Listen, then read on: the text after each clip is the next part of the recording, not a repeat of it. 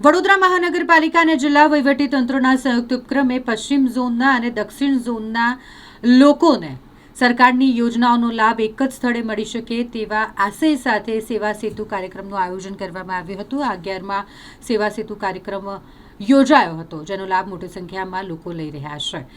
દક્ષિણ ઝોનની વાત કરીએ તો તેમાં સમાવેશ વોર્ડ નંબર 16, 17, 18, 19 અને પશ્ચિમ ઝોનમાં સમાવિષ્ટ 8, 9, 10, 11 અને 12 આ વોર્ડના નાગરિકોને એક જ જગ્યા પર સરકારની તમામ અલગ અલગ યોજના અને સરકારી કામગીરીનું સમાધાન એક જ સ્થળે આવી શકે તે માટે આ 11મા સેવા સેતુ કાર્યક્રમનું આયોજન કરવામાં આવ્યું હતું. અકોટા સ્થિત પશ્ચિમ ઝોનની કચેરી ખાતે આ સેવા સેતુ કાર્યક્રમ યોજાયો અને મોટી સંખ્યામાં લોકો અહીં અલગ અલગ સરકારી યોજનાઓનો લાભ લઈ રહ્યા છે.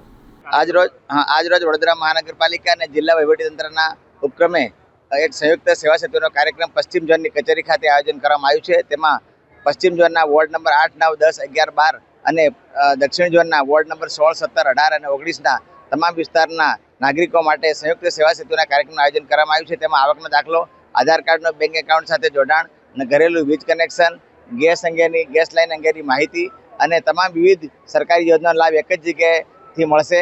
આજરોજ અરજીપત્ર સ્વીકારવામાં આવશે અને આજની તારીખમાં અરજીઓનો નિકાલ પણ કરવામાં આવશે. આમ તમામ વિવિધ સરકારી સેવાનો લાભ સેવા સેતુના કાર્યક્રમમાં બહોળા પ્રમાણમાં મળશે એવી આશા છે.